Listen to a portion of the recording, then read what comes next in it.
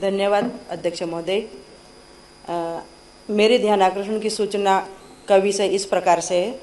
Gandhi medical college में दिनांक 10 फरवरी 2026 को MBBS छात्रा रोशनी की संदिग्ध परिस्थितियों में हुई मृत्यु सुनियोजित हत्या के परिणाम स्वरूप हुई है।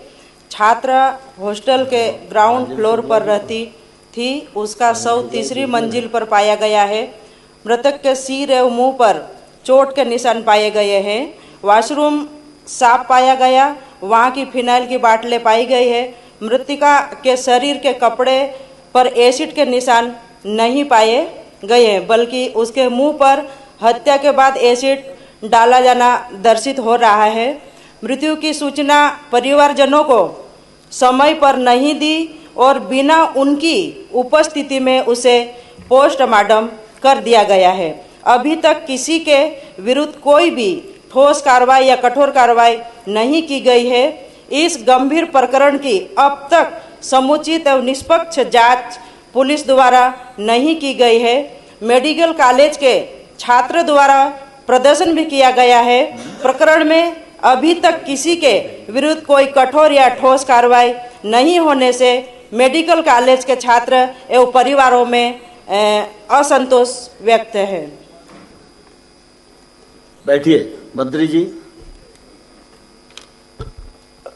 माननीय अध्यक्ष महोदय, जैसा कि सम्माननीय सदस्य श्रीमती सेना पटेल जी ने जो विषय रखा है, उसमें आपके माध्यम से बताना चाहूँगा कि अभी तक की गई मृत्यु समीक्षा के आधार पर यह कहना सही नहीं है कि मेडिकल कॉलेज में दिनांक 10 फरवरी 2026 को MBBS छात्रा सुश्री रोशनी की संदिग्ध परिस्थितियों में हुई मृत्यु सुनिश्चित हत्या के परिणाम स्वरूप हुई है।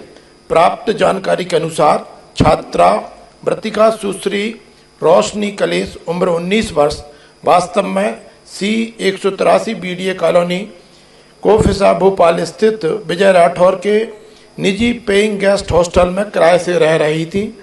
हॉस्टल संचालक विजय राठौर मृतिका को अज्ञात जहरीला पदार्थ ग्रहण कर लेने के कारण उपचार हेतु हमीदिया अस्पताल लेकर आए थे, जो परीक्षण उपरांत मृत पाई गई।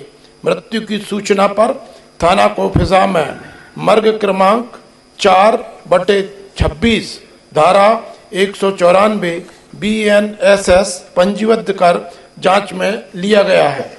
मृतिका का शव परीक्षण गांधी मेडिकल कॉलेज में 5 डॉक्टर के पैनल द्वारा किया गया।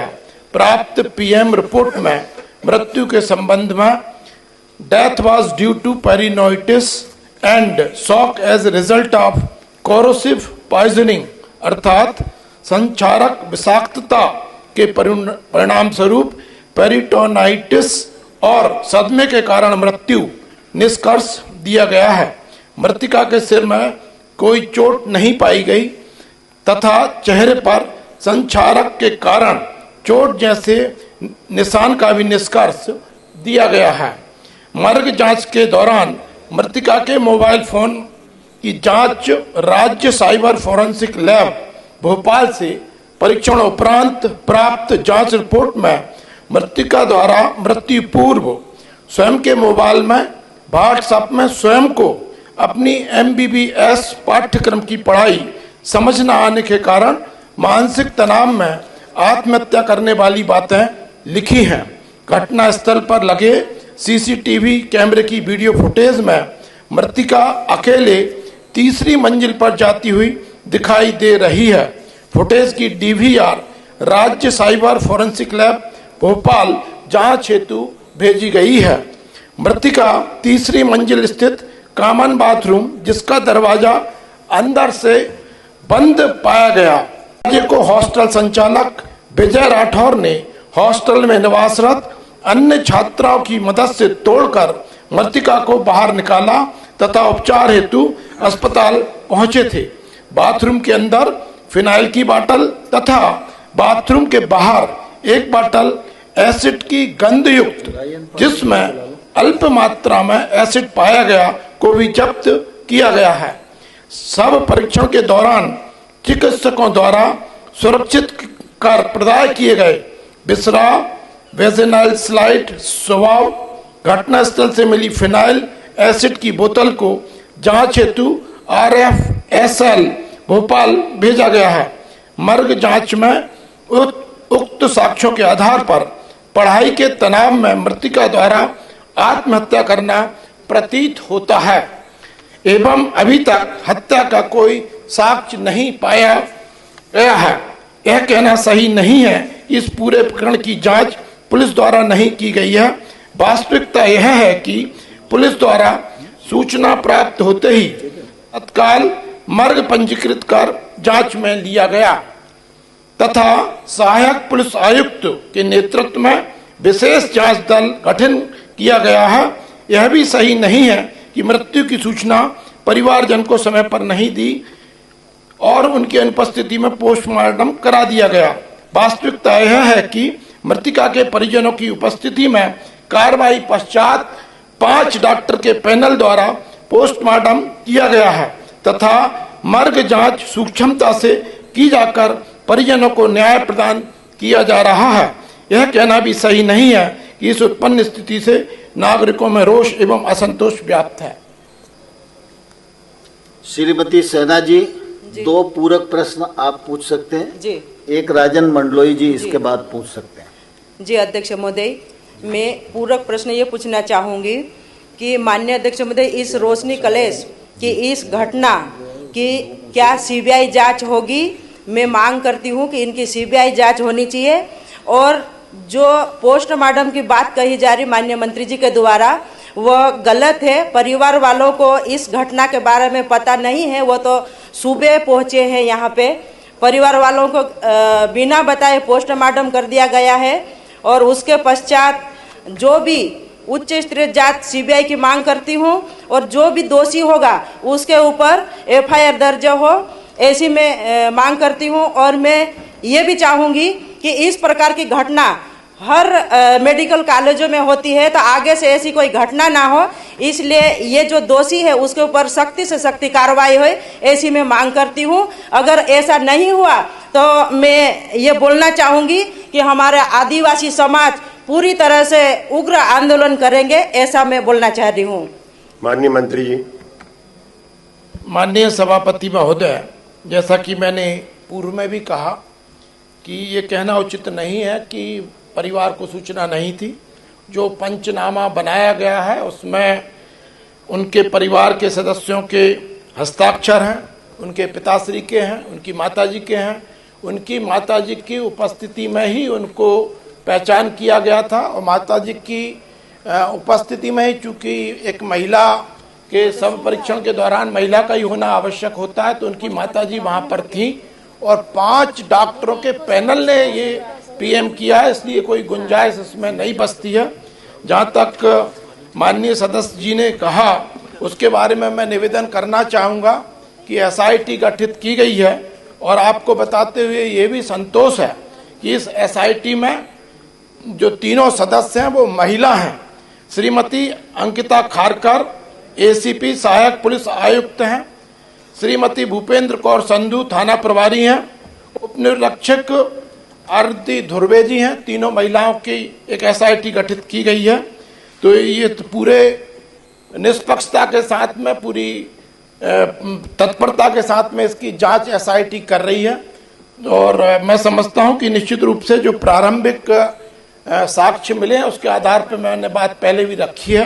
तो सारा प्रकरण निश्चित रूप से केवल एक समाज का नहीं, पूरे मध्य प्रदेश की चिंता का विषय है और हम सब उसके परिवार के साथ में हैं। जैसा कि हमारी सदस्य बहन ने कहा, ऐसी घटना दोबारा मेडिकल कॉलेजों में ना हो, ये भी निश्चित रूप से शासन की भी चिंता है, पूरे समाज की भी चिंता होनी चाहिए।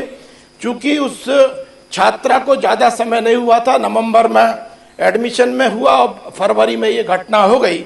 अन्यथा मेडिकल कॉलेजों में ये व्यवस्था है कि ऐसे जो विद्यार्थी हैं, चूँकि स्कूल से आते हैं, अलग परिवेश से आते हैं, फिर अलग परिवेश उनको कॉलेजों में मिलता है, तो उनको प्रेरणा का काम करने के लिए मेंटर की व्यवस्था मेडिकल कॉलेजों में ऑलरेडी है। लेकिन चूंकि कम समय इस छात्रा को मिला, इसलिए मैं समझता हूं कि ये दुर्भाग्यपूर्ण घटना हो गई है। लेकिन शासन इस बात को और सुनिश्चित करेगा ये तत्परता से ये हमारे मेंटर काम करें ताकि भविष्य में ऐसी कोई घटना दोबारा ना हो। माननीय सदस्य, माननीय सभापति, कोई और पूरक प्रश्न? वैसे बहुत विस्तार से माननीय मंत्री जी ने जवाब दिया है। जी माननीय सभापति महोदय, सीबीआई जांच कब होगी मैं ये जानना चाहती हूँ। माननीय मंत्री जी, बैठिए।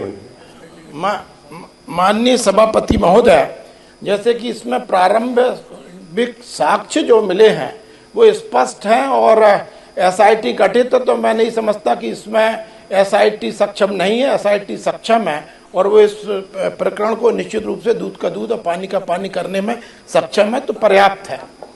श्री राजन मंडलोई जी। माननीय सभापति महोदय, मामला ग्रामीण गरीब आदिवासी वर्ग की छात्रों का मामला है और पहले भी ऐसी कई घटना हुई है जो ग्रामीण क्षेत्र से आदिवासी वर्ग के बच्चे उच्च शिक्षा के लिए आते हैं तो उनके साथ महाविद्यालयों में, विश्वविद्यालयों में जातिगत भेदभाव होता है, मानसिक प्रताड़ना होती है, जिसके कारण पूर्व में भी ग्वालियर मेडिकल कॉलेज में, विदिशा मेडिकल कॉलेज में आत्महत्याएं और दूसरे प्रताड़ना के कारण ऐसी घटनाएं हो चुकी है। प्रश्न अब रखें। प्रश्न साहब ये है कि जब साहब ने कहा मेंटर, जब वो आदिवासी छात्रा कॉलेज में प्रवेश ले चुकी थी तो वहाँ पर उनको एक काउंसलिंग क्यों नहीं करवाई गई? नए बच्चों को उनकी काउंसलिंग के लिए इनको मेंटर दिया जाना था। और दूसरी बात ये साहब कि पुलिस ने तो शुरू से उसको आत्महत्या मान ली, इस दिशा में काम ही नहीं किया है कि आत्महत्या, यदि आत्महत्या भी की है तो उसमें आत्महत्या के पीछे कारण क्या है? सिर्फ पढ़ाई कि उसको कॉलेज के अंदर पढ़ताना या उसको कोई जातिगत भेदभाव ऐसा कोई हुआ, उस पर विचार ही नहीं हुआ। आपका प्रश्न क्या है? प्रश्न रखें। मेरा सब प्रमुख प्रश्न ये है कि पुलिस की जांच पर हमको भरोसा नहीं, भले एसआईटी हो, हम तो ये चाहते हैं कि या तो सीबीआई या न्यायिक जांच इस घटना की करवाई जाए। माननीय मंत्री जी।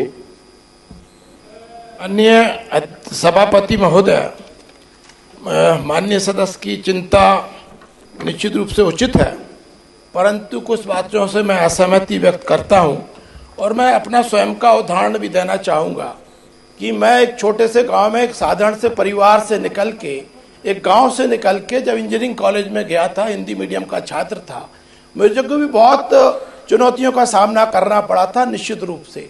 और मैं फर्स्ट ईयर में और सेकंड ईयर में, जिसको कह सकते हैं सप्लीमेंट्री भी आई थी, कह सकते हैं फेल भी हुआ था, लेकिन उन चुनौतियों का सामना करते हुए आगे चल के मैंने थर्ड ईयर, फोर्थ ईयर और फिफ्थ ईयर, जब 5 साल का इंजीनियरिंग कोर्स हुआ करता था, तब मैंने अपने महाविद्यालय में भी टॉप किया और यूनिवर्सिटी में भी टॉप किया था।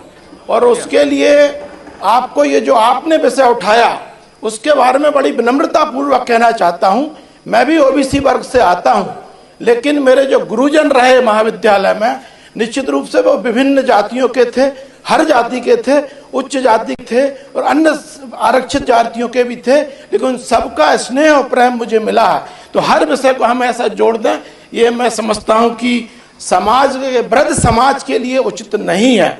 जहाँ तक इस विषय में हमने कुछ मान नहीं लिया है, जो प्रारंभिक साक्ष्य मिले हैं, मैंने ये भी कहा है अभी तक की जांच में, अभी जांच जारी है, जांच में यदि कोई तथ्य आएगा तो निश्चित रूप से पुलिस कार्रवाई करेगी।